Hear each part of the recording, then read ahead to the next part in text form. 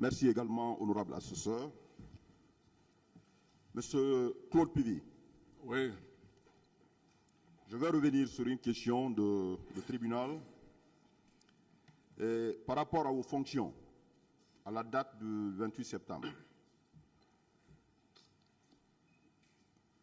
Quelles étaient vos fonctions à la date du 28 septembre? Bon, moi, j'étais le ministre de la Sécurité présidentielle. Ministre de la Sécurité présidentielle. Oui. En tirant de ces fonctions, de ces charges, c'est vous qui avez la latitude alors de veiller sur la sécurité de la présidence. Oh, bon, une partie, hein, mais pas de tout. Comme je l'ai dit. Une partie. Oui, certaines équipes étaient sous mon commandement, mais pas de tout. Donc vous n'aviez pas la plénitude vous ne jouiez pas la plénitude de vos fonctions. De tout, c'était ma nomination, chacun connaissait ici que c'était comme si un poste seulement comme ça. C'était pas ça. Comme vous l'attendez, c'était pas ça. Le salon du président relevait-il de vous? Qui? Le salon du président de la République. Oh, non. Relevait de vous? Il ne relève pas de moi. C'est pour ça que j'ai dit qu'il y a certains qui ne relèvent pas de moi. Ces sorties relevaient de vous, puisqu'il y avait un aide de camp. Un aide de camp. Est-ce que ce tête de camp, le tête de camp relevait de vous, vous qui assumez les fonctions de ministre de la Sécurité présidentielle? Les sorties du président de la République, sa protection physique, la protection de la présidence, relevait-il de vous?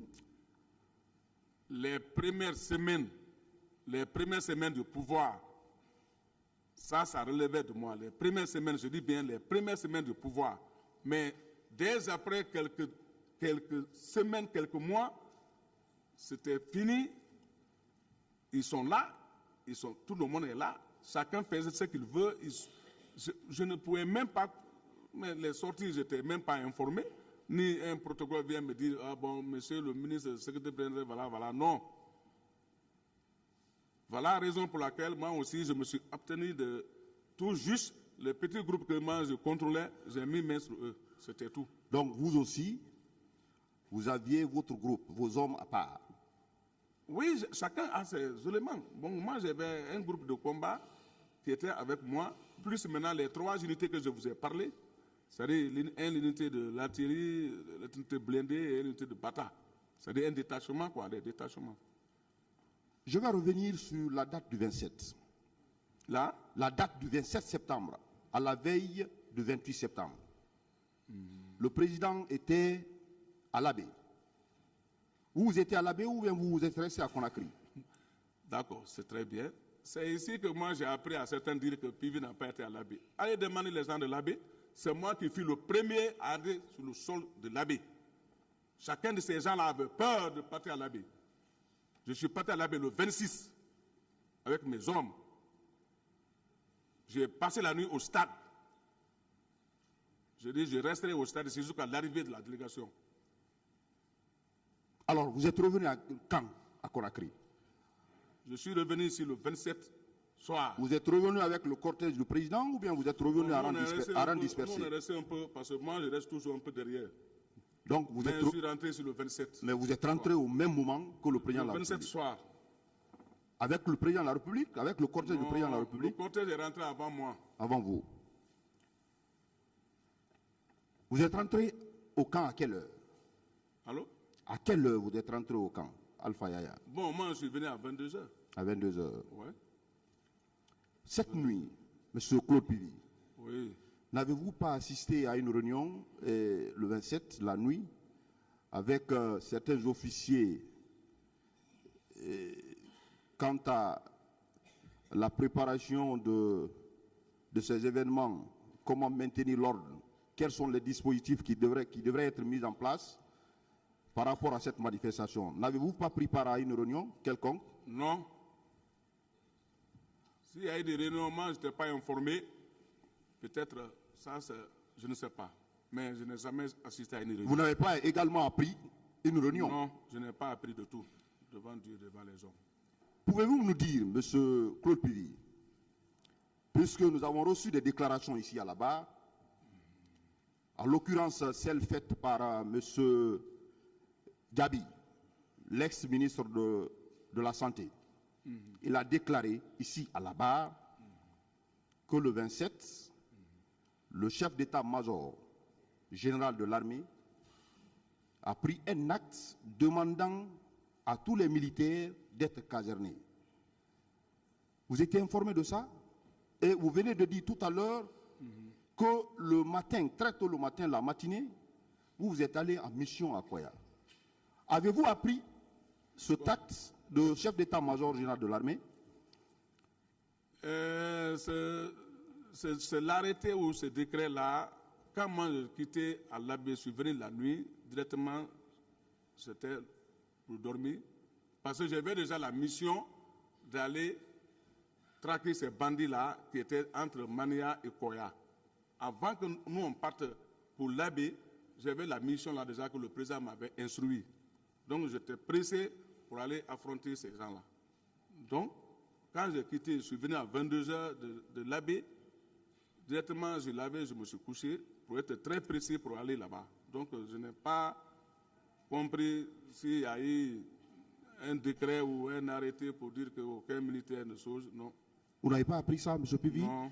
Vous étiez un maillon fort de cette transition. C'est quand vous êtes assuré le rôle de portefeuille ministériel. Mais Le chef d'état-major, vous êtes ministre chargé de la garde présidentielle. Le chef d'état-major d'alors prend un acte demandant à tous les militaires de se caser. Vous n'avez pas été informé de cet acte, le chef d'état-major? Non, franchement, je n'ai pas. Je vous dis, mon mouvement de ma mission, je n'ai pas compris cela. Vous n'avez pas compris ou bien vous n'avez pas entendu, vous n'avez pas vu la... C'est après la situation même du 28 septembre qu'ils ont commencé que moi j'ai compris que donc il y a eu même un acte auquel les gens ne devaient pas sortir en tenue. C'est pour cela même que moi j'étais maintenant énervé. Je dis d'ailleurs, il faut qu'on poursuive les gens là pour les arrêter parce qu'il y a eu un acte les gens ne devaient pas sortir. Alors, mais je dis que c'est après presque quelques jours que moi j'ai appris. Après quelques jours que vous avez appris. Où vous étiez, votre service était logé où? C'était au camp Al-Faya, non? On était tous là-bas. Au camp Al-Faya? Oui. Vos bureaux sont au camp Al-Faya? Mon bureau. Vous n'avez jamais appris? J'ai dit, moi j'ai appris ça après la situation du 28 septembre que j'ai appris ça. À Koya, vous êtes allé avec combien d'hommes? Non, moi j'ai toujours un groupe de combat de 30 personnes. 30 personnes. Voilà. Donc vous étiez avec 30 personnes pour aller traquer, selon vous? Oui, les bandits armés. L'armée. Voilà. Monsieur Pivy, je voudrais savoir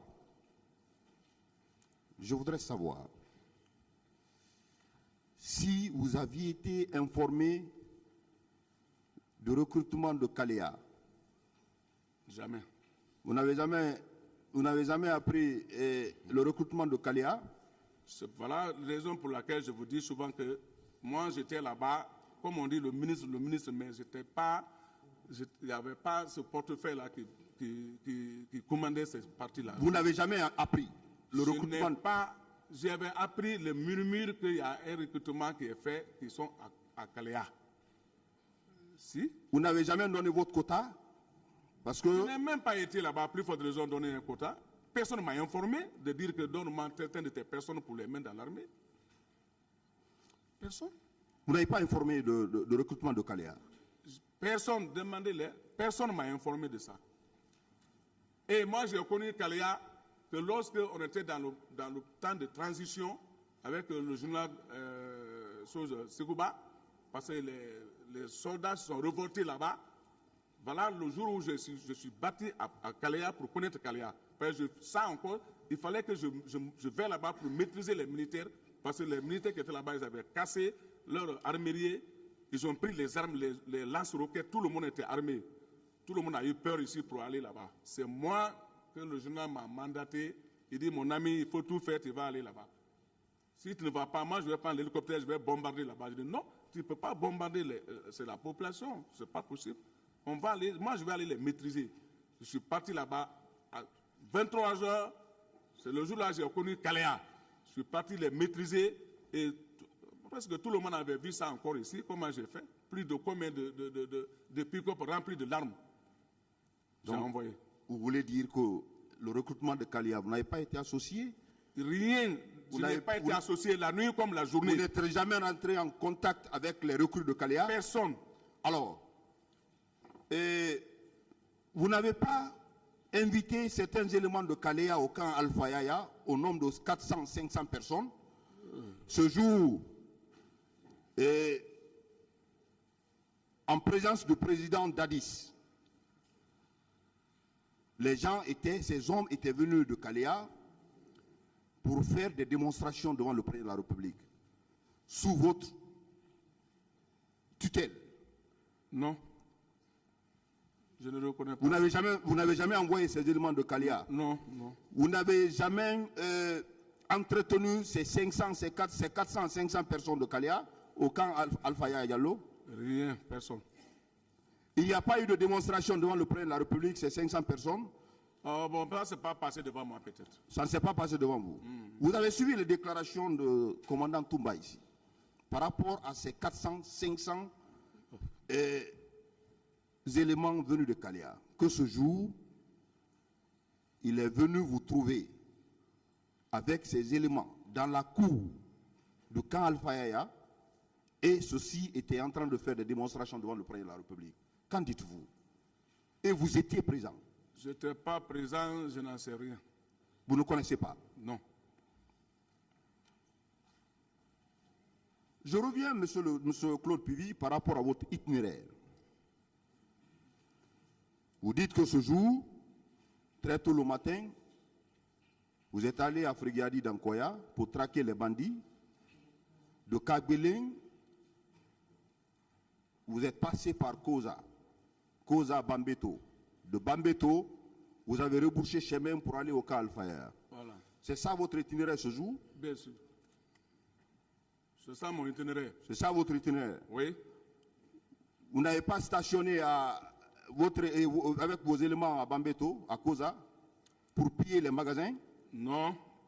Je ne peux pas faire ça en Guinée. Si ce n'est pas pour les aider, je ne peux pas les piller. Je vais revenir sur le 28 septembre, au stade. Vous étiez ce jour au stade du 28 septembre? Quoi? Vous étiez ce jour au stade du 28 septembre? Je n'ai jamais été au 28 septembre. Ni à côté. Ni à côté. Oui. Vous n'êtes pas venu jusqu'à Amdalaï? Non. Il avait menti ici. Il a vu Amdalaï, c'est comme ça, non. Ce jour-là, on ne s'est même pas vu, je ne l'ai pas vu. Celui qui a dit ça. Vous n'êtes pas vu? Demandez-le. On ne s'est pas vu de tout. Et déclare que ce jour, à cette barre, qu'il a vu M. Claude Puvis et ses hommes au niveau de Amdalaï et en provenance du stade du 28 septembre. Qu'est-ce que vous en dites? Ce n'est pas vrai. Ce n'était pas vous, il s'est trompé? Peut-être que c'est une autre personne, mais ce n'est pas moi. Il s'est trompé, ce n'est pas vous, M. Claude Puvis, avec vos éléments. Non, ce jour. Ce n'est pas moi.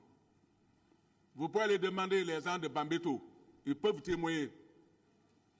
Ce jour-là, les gens qui sont à Bambeto au rond-point peuvent témoigner les conseils que je les ai donnés. Comment je peux venir jusqu'à Amdalaï là-bas? Si je viens à Amdalaï, là, je peux venir au stade. Mais je n'ai même pas été là-bas. C'est un message, comment on dit, il a menti. Monsieur Claude Puvis, ouais. Quand vous êtes rentré Monsieur Puvis, au camp Alpha, vous pouvez dire que ce n'est pas la vérité. Ah, d'accord. Voilà. Okay. Ah, c'est pas Arrêtez la vérité. trop le terme mentir. Vous pouvez dire simplement ce n'est pas la vérité. Merci, monsieur le président. Quand vous êtes revenu de Koya, vous avez rendu compte au président de la République. Vous dites que, étant sur les lieux, vous avez appris qu'il y a eu des éléments, des hommes qui sont allés au stade du 28 septembre. Vous confirmez ces déclarations? Je dis que d'abord j'ai été au courant quand je suis venu au niveau de Bambeto, quand j'ai tourné juste maintenant à Bambeto pour aller au camp, que les gens murmuraient ça et j'ai été informé que il y a eu certains militaires qui sont allés faire le gaffe au stade. Donc, Je suis rentré, rendre compte au président, j'ai dit, qui a envoyé ces militaires au camp? Il dit qu'il n'en sait rien. J'ai sorti pour aller dans mon bureau, mais certaines heures, les militaires, ça murmurait maintenant dans le camp parce que ce n'est pas un petit problème qui peut être caché. Les gens parlaient. Vous avez